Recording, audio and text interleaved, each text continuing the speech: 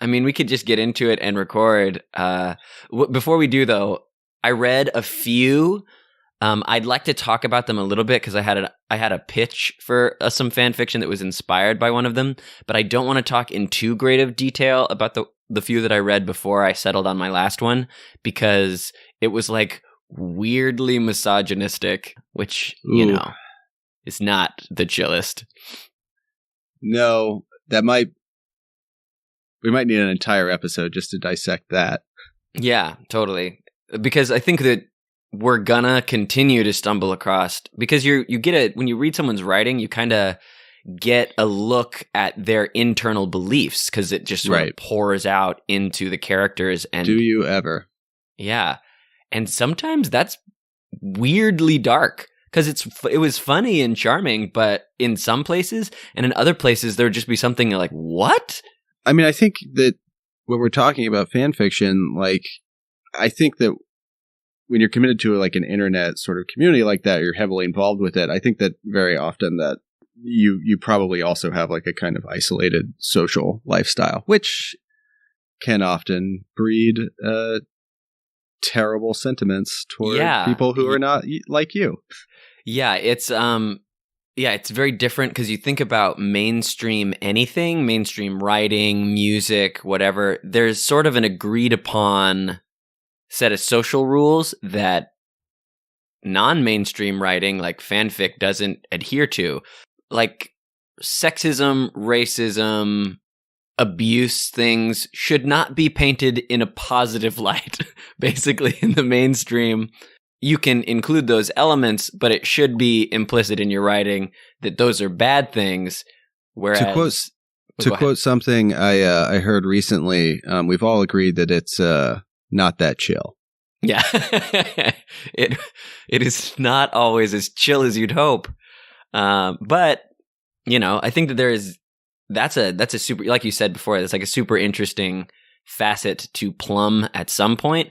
Maybe we should just get into it and look for the dark stuff, because think about it, like 4chan people and like alt-right people, maybe they write fan fiction too, and it probably looks really different than the fan fiction we would expect to find from, 15-year-old versions of ourselves who are just super into Firefly, I'm going to go ahead and say 100% they do write fan fiction.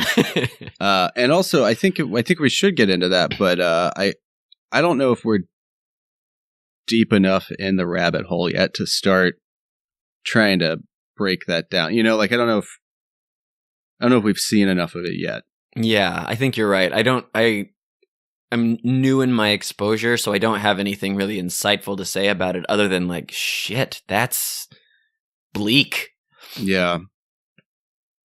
Well, I think the undercurrent, the motivation underlying a lot of this stuff is clearly depression. Yeah. You really do find, like, that really comes through. Like, this is a healthy outlet for a sad heart. And welcome to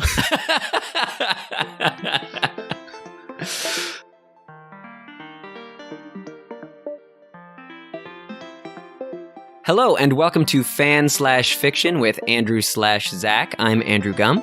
I'm Zach Dunsing. And this week we have a flashback to 2006. We discuss the tragic death of Heath Ledger. And we introduce Caramel San Francisco. Also this week we have some explicit content, so if you have young ones with you, maybe skip this episode. And this is another episode. Yep.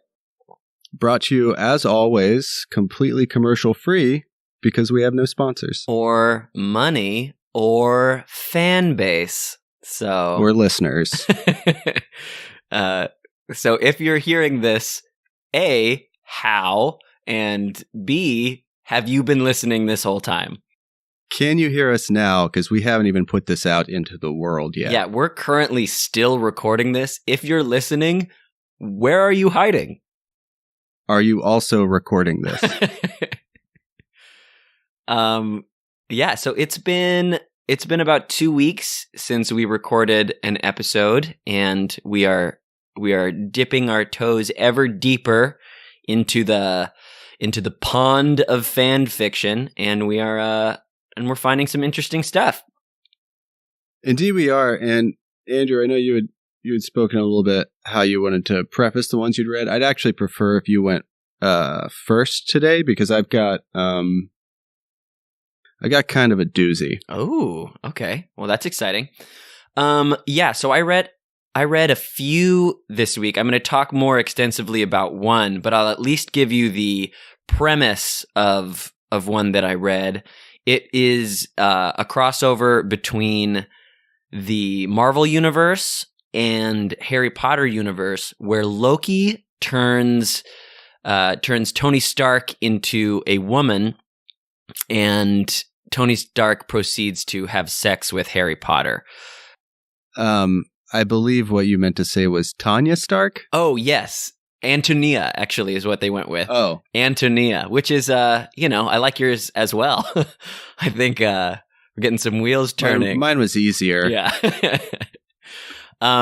So the reason I just wanted to bring that one up, even though we're not going to talk about it in great detail, is it gave me an idea for a crossover that we had spoken about previously, Zach, about Stranger in a Strange Land. So I think the logical crossover between the Marvel Universe and the Harry Potter universe is with Doctor Strange, because he's already a wizard. I mean, he's the nexus point between all universes. Right. Which means, theoretically, he should have access to the Harry Potter universe as well. And I like the idea of a young Doctor Strange, like turning into a child or something, going to Hogwarts to expand his magical knowledge. And the name of that story would be A Stranger in a Strange Wand. Okay, so that's great, and you should write it. Also, are we just going to gloss over the fact that you said Tony Stark was turned into a woman and had sex with Harry Potter? Yeah, I was hoping to gloss over that because... Okay, can I ask you one question? Yeah. What year was Harry Potter? He was an adult, so he was, or sort of an adult. It kind of got a little funky. He was 18, drinking in a bar or at a club with a fake ID, and then, with Ginny, and she was really drunk, and but that would have put her at 17, right? Yeah. She's a year younger. Yeah, so there's a few reasons why it's a little sketch. Yeah, I like the premise and the setup. But there were some troubling aspects that maybe don't bear closer examination in this setting, though in the future maybe we could dive in to some of the I don't know. I feel like at some point we're going to have to decompress with some of the stuff. Because like anything in the internet, when you just sort of go randomly around and are just trying to find something without a lot of information, you will sometimes step into some, pretty bleak material. So murky waters, if you will. There are dark corners in this internet. Who knew? But the main one that I'm going to speak about was written in 2006 by an author named MariusIoannesP. And it is called The Colbert Report in the Firefly verse. And I know. And it is exactly what it sounds like. And it is a perfect capturing of 2006. There are jokes and references about Jack Abramoff, and it's really good. I like both The Colbert Report and the show Firefly. So this was a real delight for me to read. Basically, it reads halfway between a story, like a short story, and a screenplay, because it kind of talks in stage directions, the way that he's going, but it just talks through an entire episode of The Colbert Report as if he was talking about the Alliance and interesting. And the brown coats. It's not a scripted version of Firefly. It's a scripted version of the Colbert Report. Yes, exactly. Curious. And it's just his show. It's an episode of his show with all the things he does, like the word. He brings down the board and he does the word, and the word is Miranda, the planet in Firefly where the Reavers come from. And yeah, it's good. Does it have any like good Colbertisms in it? Oh yeah. So it really, like, I mean, I'll just read you the first line, and if anybody watched old school Colbert Report, Stephen Colbert sits at his desk in the Colbert Report studio. The caption reads, Miranda, truthiness or false? Which is funny. Like, it's just, like, that's an old Colbertism. And it took me back because I was, I just graduated from high school in 2006, and the Colbert Report was like really, the coolest thing around at the time. Prime time. Yeah. So yeah, there's a lot of really excellent, like they do a perfect description of the intro to the Colbert Report. So it's got the eagle that flies in, but when he's waving the flag, it's the color of the Alliance flag from Firefly. So it's like red, white, blue, and yellow starred with the golden eagle in the sea. So it's just little details that really seamlessly blend the two worlds together, which is like everything I would hope for in a crossover fan fiction, like a really loving understanding of both universes that play off each other well. And this one, I really do think did a good job with it. Oh yeah, if you're not coming as detailed as possible, then you better step back. Right. Yeah, and that's how I feel about the crossover stuff. Is it's like, this is something I really love. This is another thing I really love. I want to see what happens when I put those two things together, as opposed to one thing I really love and know a lot about, and another thing I'm just kind of pigeonholing in there, which is some of the stuff I've read, and I just, I'm more interested in the loving material. Right. I mean, I love that they included a description of the intro to the show. Yeah, like a very detailed description of the intro to the show. Yeah, it's great.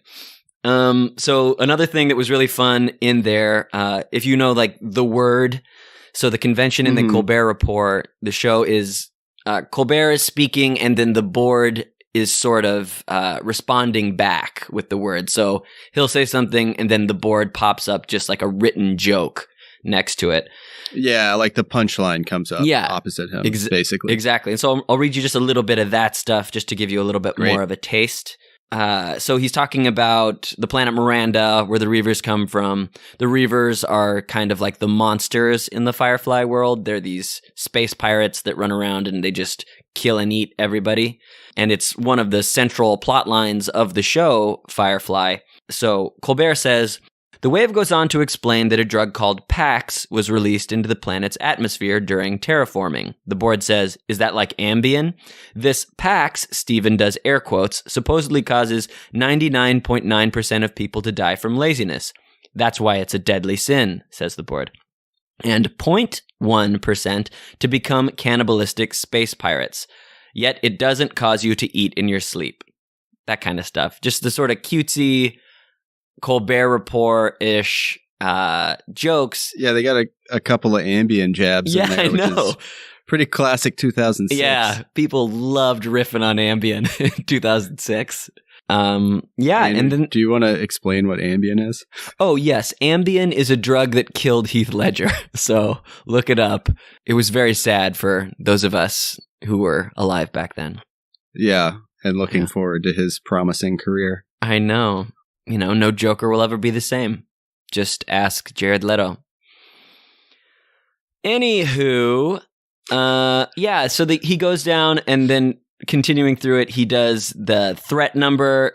So he does like it's really funny. He starts out, threat number 5 is the Independence, 4 hospitals, 3 companions, which are like the guild of like space geishas from the show, 2 Reavers, even though they don't exist, he says, which is very Colbert Report-like. Right. To just be a denier. Yeah. Threat number 1 is bears, and he continues to make really funny bear jokes after that. So I was really delighted by this one. I was laughing out loud as I was reading it, and I know I liked it because at the end, I didn't feel unsatisfied at all. I didn't wish there was a stone they had unturned or turned over. Yeah. So that was mine. Zach, what did you read? Oh boy. It's Carmen Sandiego Bible crossover. You read it? That's amazing. Oh yeah, I read it. So this was definitely X-rated.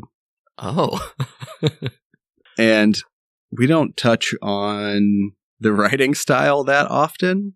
Uh-huh. But I feel like it's important to point it out in this one that basically I'm going to be reading a lot of sections of this.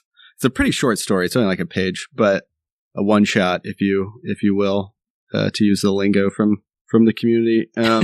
Just understand that as I'm quoting this, I'm giving the words on the page a lot more credit and interpretation than they are on the page, because there are so many misspellings that I guarantee you it's intentional. Like there's habitually the wrong homophones are used, where other words are actually the correct word to be using. Carmen is spelled at least 11 different ways. Is it sort of like internet cat speak? Are they writing how like cats write in memes? Ooh, if it's not that, it's certainly akin to that. Sure. Oh man. Okay, so just understand that basically as I'm reading this, pretty much every possible word that could be misspelled is, and it's great in a pretty hilarious way. Cool. I'll try to point out a few of them. So basically, it starts out. I'm going to read the first line here.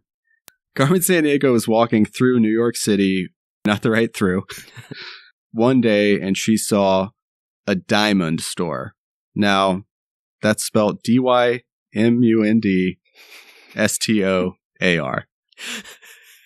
But the word diamond is spelled correctly, like 3 lines later. But anyways. Oh, man. Okay, so I'm just going to jump into this because it's bizarre. So she goes into the diamond store. There's a lot of expensive diamonds around. She wants to steal as much as she possibly can, but then I'm going to use a line here. She walked in nonchalantly and noticed a cool pearl gun. She walked to it fastly. What is a pearl gun? I don't know. Is it a gun that has like a pearl handle, I assume? Because I'm definitely picturing a gun that shoots pearls. No. So she sees the pearl gun, and the next line is, "This looks neat," said Caramel.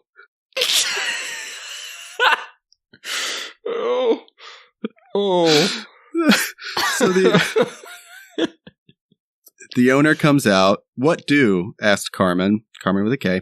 And the owner explains that the gun opens gates to new worlds. Okay. Okay, so it takes a turn very quickly. Yeah. We're like 4 sentences in. At a diamond store, they have a portal gun? Yeah, but it's... Oh, maybe... maybe it's not supposed to say pearl. Maybe it's supposed to say portal. Oh, that's a... Oh, no. Okay, continue. Anyways, the owner explains that it opens gates into new worlds. She immediately grabs the gun and runs out the door. Smooth. Yeah, right. Classic Carmen Sandiego style. She hears sirens and runs super fast to a place where she could, quote, be lonely with the gun. She eludes the police. She opens a portal. She jumps right through. She goes through the portal, and again, quoting here, "In a heartbeat, Carmen escaped cops and police, and hole closed behind her. Carmen was warm. I'm warm," thought Carmen.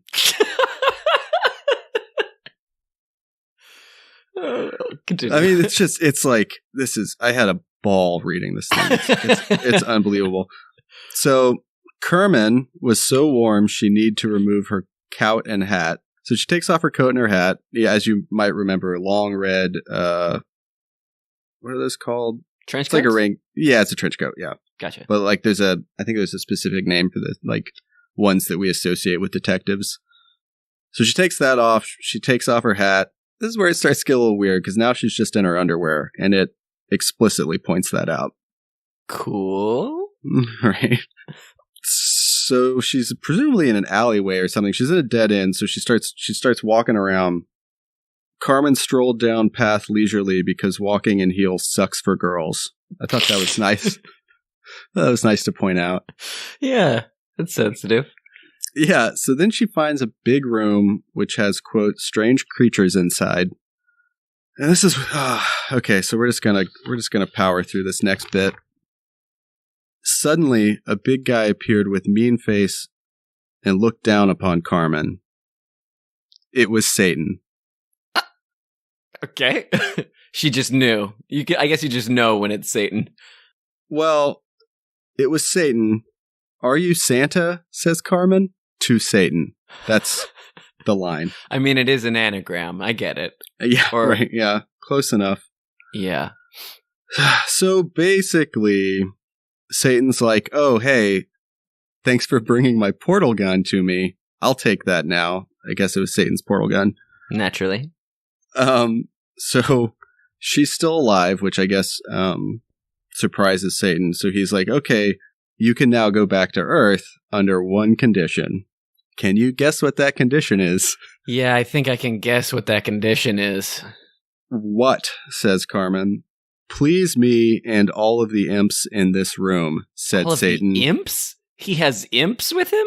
He has imps with him. He also, as this explicitly points out, has a boner. Okay. That's great. Please me and all of the imps in this room, said Satan. He had a boner. Right. So now we know he's got a boner. Good. And this is probably my favorite line out of the entire thing. Ooh, that's gross, said Carmen. Even though she really wanted it, but wouldn't show it because having sex with Satan is frowned upon usually. Generally, yes, it is. I mean, that's factually accurate as well. I mean, the heels aren't fun to walk in for girls. That's true. Having sex with Satan is frowned upon usually. Yeah, I mean, there are some basic fundamental truths peppered in here. Right. So I'll spare you the details, except that it does point out that Satan's penis is red, in case you were wondering. I was. And it definitely is. So they have sex. They both seem to enjoy it. Now she has to have sex with all the imps. Oh. Yeah, well. You know, you gotta do what you gotta do. You gotta do what you gotta do to get back to Earth. And then here is... Oh my god. Okay. So, she has sex with all the... She basically has an orgy with the imps, right? Right. They ejaculate all over her. Oh. And you know that it's extra gross because they're imps. So, at that point, and I'm quoting here, ejaculated all over her body, and by the time they were all done, she looked like a snowman, but with no hat, sticks, glove, carrot, or hat. It mentions hat twice. Twice. She really, really does not have a hat. Even though, as we all know, Carmen Sandiego always has a hat. Yeah, but it's not like a snowman hat. I guess, but isn't any hat you put onto a snowman hat? It also points out that right before the imps start to do their thing, Satan lights, and after he's finished, Satan lights a cigarette. And then after the snowman line, Satan finishes a cigarette. Oh, so all of this takes place within the time of one, I assume, Marlboro Slim? Yeah, yeah. Well, and that's like it's a side arc because he starts and finishes the cigarette. Hey, well, you know, we got some parallel storylines going. That's cool. After all is said and done, Satan says, well, it looks like you can go now, Carmen San Francisco. Oh. And basically, so she doesn't want to go because she had fun, so she decides to stay, and the last line of the story is, and that's where in the world Carmen Sandiego went. Aw, that's a good last line. It was all building up to that. First line and the last line are great. Everything in the middle was gross. Yeah. See, like we were saying earlier about the Harry Potter and Tony Stark thing, there are some strange, dark places that the fanfic world is going that I'm sure people that are familiar with fan fiction know all about and know how to navigate and what to look for and what not to look for. I have no doubt that this story is timid compared to what we're going to come across. Yeah, that's probably true. And maybe we just need to brace ourselves for that, because I mean, I was cringing at little things where I'm like, oh, that doesn't seem very sensitive to women. But then you read a story where Carmen Sandiego looked like a snowman without two hats. Because? Do you want to explain why? Why did she look like a snowman, Andrew? I mean, they can just rewind if they want to know why. I want to hear you say it. She was basically tarred and feathered. Okay, close enough. But yeah, so that is a doozy. You are correct. I'm glad you went second, because I don't know if I would have recovered from that if you had gone first. I'd been like, oh, mine's just like a cute story about the Colbert Report. Yeah, just trying to keep you on your toes. I mean, it goes from 0 to imp orgy so fast. Yeah, you said it's like one page. With the Harry Potter Tony Stark, at least that was like a 5-chapter arc. But so if I'm thinking about that story though, Are you thinking about that story? Well, obviously. How could you not? That's something that kind of gets wedged in the brain. Also, she's dressed all in red, and as we know, the devil has a red penis, so they're kind of matchy. And now I'm just imagining this narrative where Carmen Sandiego and the devil are dating, and they kind of go around doing crime together, and now she can disappear and go anywhere because she's got the devil and a portal gun. Like, this is really just the first chapter in what could be a whole new Carmen Sandiego saga. And I like that you have to justify it / wash your hands of this story by pointing out that they're dating now. Well, I don't know. It sounded like they were both into it, which is good. I think they were. Well, I don't know how she felt about the imp portion. I assume not great.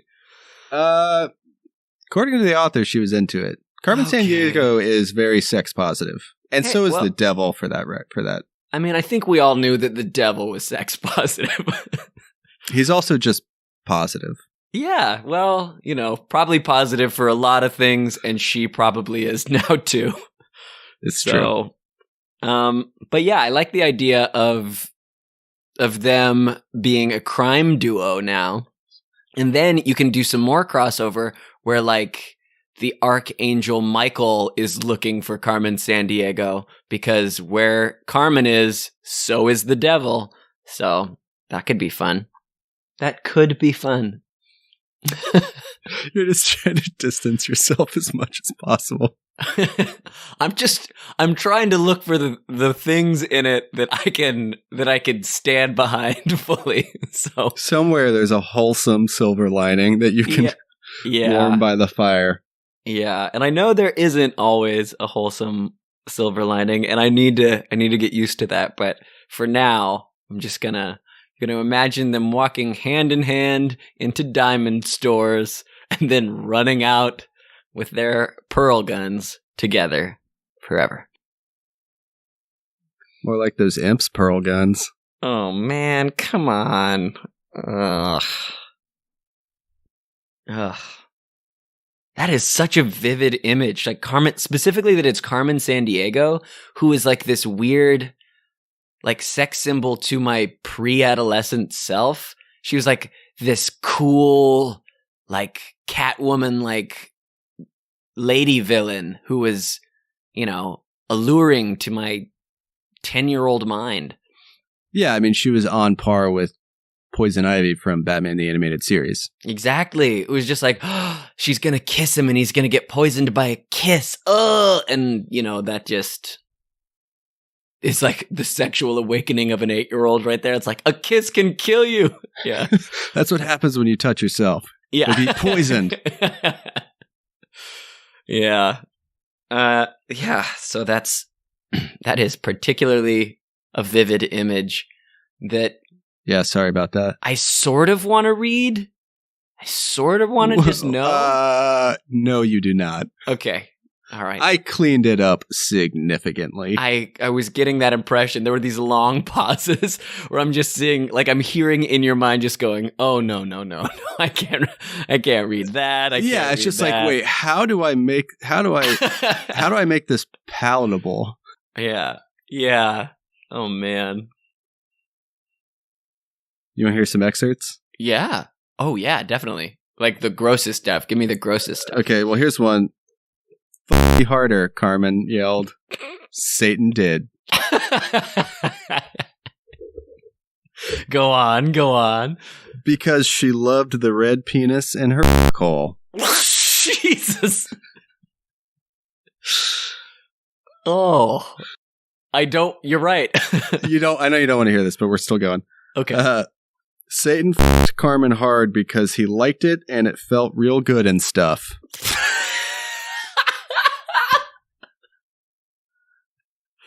And stuff. Yeah. All right. Let's do this. Let's keep going. Okay. Keep going. This is my favorite right here. Okay. Satan kept fucking real hard and he knew he was going to come, but before he could, Carmen said she was have orgasm, and then she did, and Satan did too, and all the fluid combined, and the floor got messy, but they didn't care. Oh my God. It's like, so this is what I'm getting from this. It's like, it feels like it was written by a weird kid who has only ever seen hardcore pornography, and that's all. That's their only, like, sexual experience of any kind, is like the darkest kind of porn. So, but here's the thing, is that it was written in 2011 by someone named Crackpony.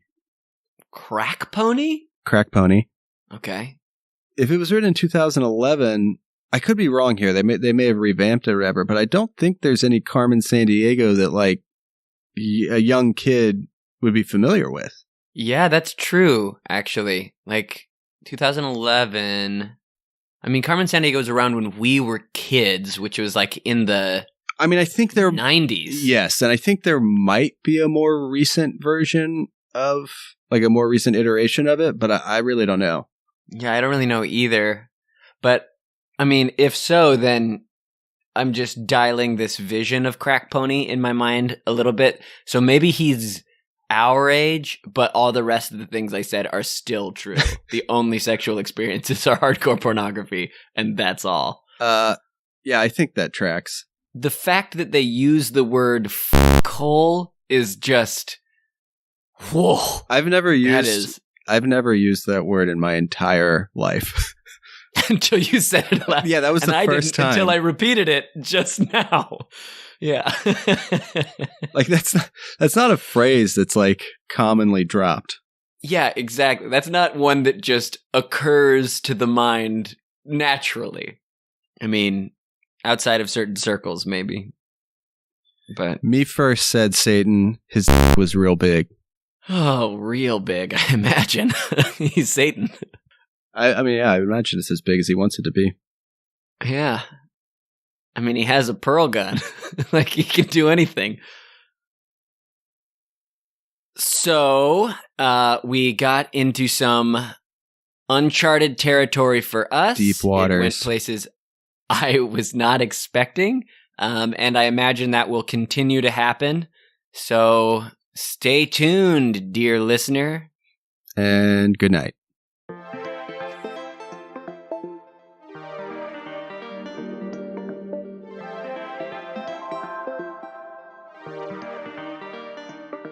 Thank you for listening. This is Andrew Gum. If you'd like to see more of our stuff, go to fanfiction.show. That has all our episodes, as do most places where you would go to listen to podcasts.